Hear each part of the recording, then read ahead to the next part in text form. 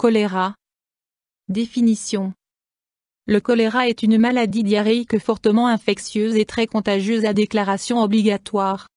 L'agent pathogène, la bactérie Vibrio cholera atteint les eaux usées par les excréments humains, puis l'eau potable ou certains aliments, légumes, poissons, fruits de mer.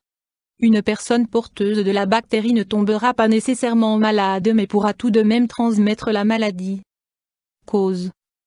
La bactérie du choléra apparaît lorsqu'il n'y a pas d'eau potable propre en raison de mauvaises conditions d'hygiène, en cas de pauvreté, de famine, de guerre, de catastrophes naturelles.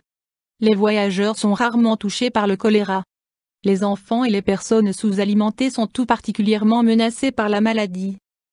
Troubles, symptômes. La période d'incubation, durée entre la contamination et la survenue des symptômes, varie entre quelques heures, exception, et 5 jours environ. La maladie commence par des nausées, des vomissements et de fortes diarrhées aqueuses.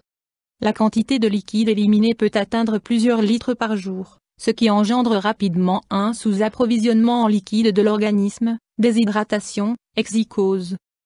Les symptômes d'une déshydratation sont enrouement, crampes musculaires, dans les mollets, urine très concentrée et muqueuse sèche.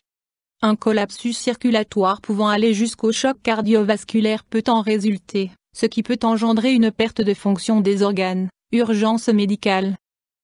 Examen, diagnostic. Anamnèse avec prise en compte des symptômes du patient.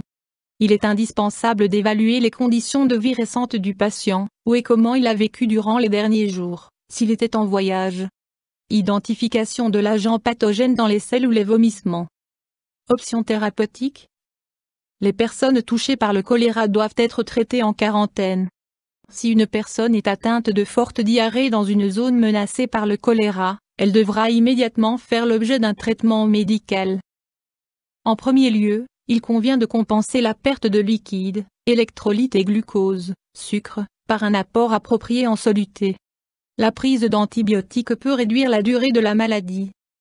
Conseil. Boire 3-4 litres de boissons sucrées par jour, jus de fruits, limonade, Coca-Cola. Il est également possible de préparer une solution électrolytique, mélanger un demi-litre d'eau bouillie, une demi-cuillère à café de sel, 5 cuillères à café de glucose et un soupçon de jus d'orange pour le goût. Repas facile à digérer, biscottes, soupe. Les bananes et les abricots sont des sources importantes de potassium, les chips et biscuits salés aident à lutter contre la perte de sel. Comprimé à base de charbon, à exclure en cas de diarrhée sanglante. Complications possibles. En cas de traitement rapide, moins d'1% des patients décèdent de la maladie. Par contre, s'il n'est pas traité, le choléra peut entraîner le décès du patient.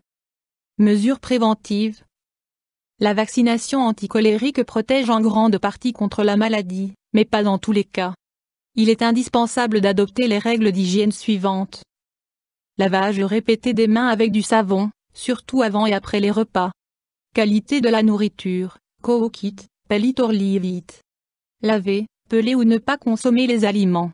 Ne pas consommer de glace artisanale ni de salade, tout particulièrement en cas de voyage dans un pays chaud.